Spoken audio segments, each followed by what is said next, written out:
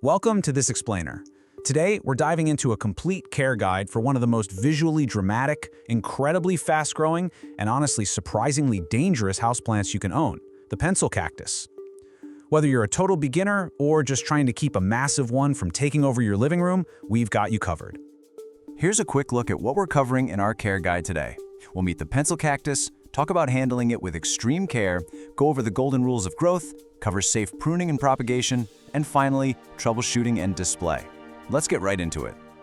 Section 1. Meet the pencil cactus, an architectural marvel.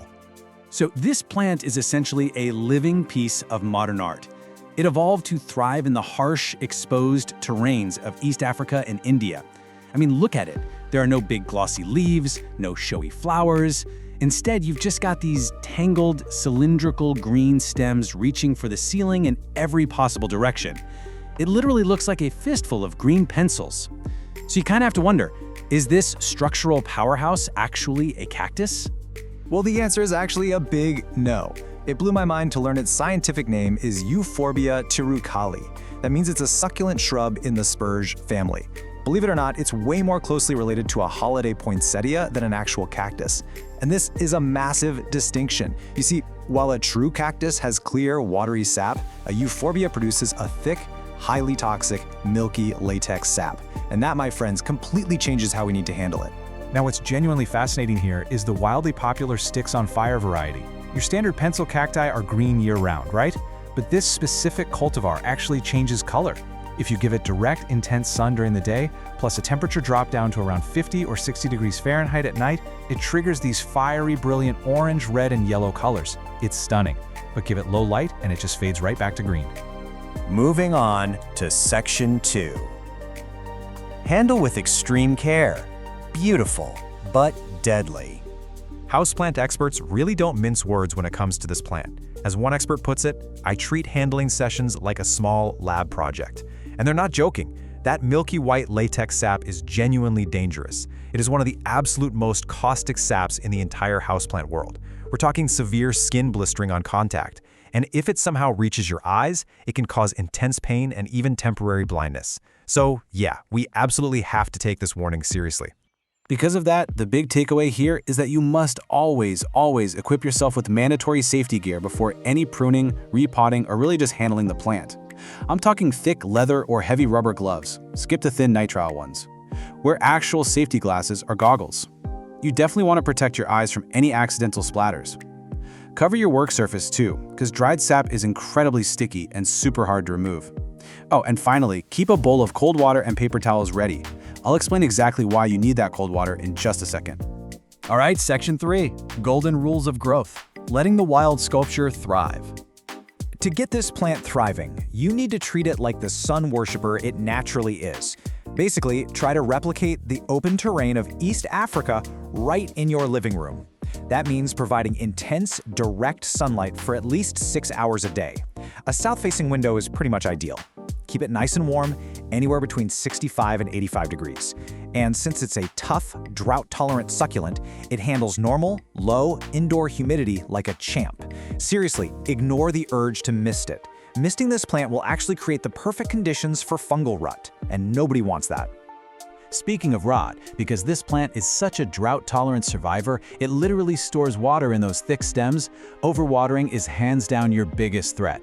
If you overwater, you're going to start seeing mushy stems at the base, you'll get foul-smelling root rot, and the plant will literally wobble in its pot.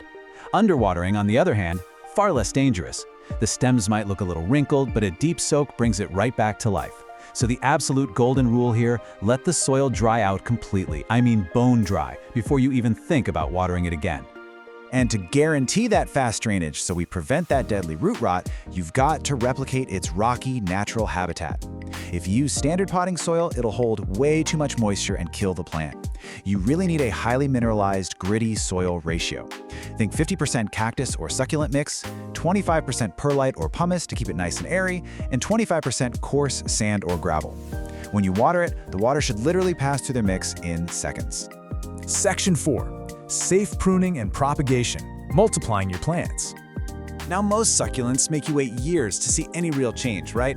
Not the pencil cactus. This thing can explosively grow 1 to 2 feet per year indoors. Because of that crazy growth, pruning in late spring or early summer is key. It doesn't just stop the plant from hitting your ceiling, it actually forces the stems to branch out right at the cut point. This creates a much fuller, bushier, and healthier silhouette. Just remember, the second you're done, clean your tools and workspace with rubbing alcohol. It's the only way to dissolve that sticky, hardened latex sap. And hey, if you want to make some new plants from those trimmings, here's the exact propagation process. Step 1. Snip a 4 to 6 inch cutting using sterilized shears. Step 2, and please pay attention to this one, immediately dip the cut ends of both the cutting and the mother plant straight into cold water. Remember that cold water we mentioned earlier? It instantly constricts the flowing, toxic sap. It essentially stops the bleeding, which is absolutely vital for your safety. Step 3, let the cutting callus, which just means letting it dry and harden, in the shade for about 5 to 14 days. Do not plant it fresh, or it will just rot. Finally, step 4, pop that calloused end into some dry succulent mix and hold off on watering for a week or 2. Okay, section 5, troubleshooting and display, keeping it safe and stunning. So let's talk about keeping your plant healthy for the long haul. Interestingly enough, that highly toxic sap actually deters most insects naturally. It makes the plant incredibly pest resistant. But just in case, here's a quick guide to neutralizing the few stubborn pests that might try to crash the party. Mealybugs? They love to hide in the stem joints and look like little white cotton clusters. Spider mites will leave a fine webbing. Scale looks like little hard brown bumps on the stems. And fungus gnats? Well, that just means you're watering way too much. Treatment is super simple though. Use rubbing alcohol swabs, some neem oil, and just make absolutely sure you're letting that soil completely dry out. Now, because this plant grows so fast and gets so incredibly dense, it becomes very top-heavy. If you use a lightweight plastic pot, it is inevitably going to tip over. And since a falling plant means broken stems and highly dangerous sap spilling all over your floor, yeah, anchoring your pencil cactus in a heavy terracotta, concrete, or stone pot is a mandatory pro tip. Don't skip it. When it comes to actually styling this living sculpture in your home, pick a bright, sunny spot, but you want to make sure it's in a low-traffic corner where nobody's going to accidentally brush past it. Remember, it's highly toxic, and it'll cause severe mouth irritation and vomiting if chewed, so you must keep it strictly isolated from curious pets and kids at all times. Give the pot a quarter turn every few weeks to keep the growth balanced, and if you want a real show-stopping display, try grouping it with its cousin, the African milk tree. So there you have it, the complete care guide to a plant that truly makes people stop and stare. With its breathtaking architectural beauty, crazy rapid growth, and, let's be honest, strictly protective care requirements, are you brave enough to don your safety goggles and welcome this uniquely rewarding fiery hazard into your own home?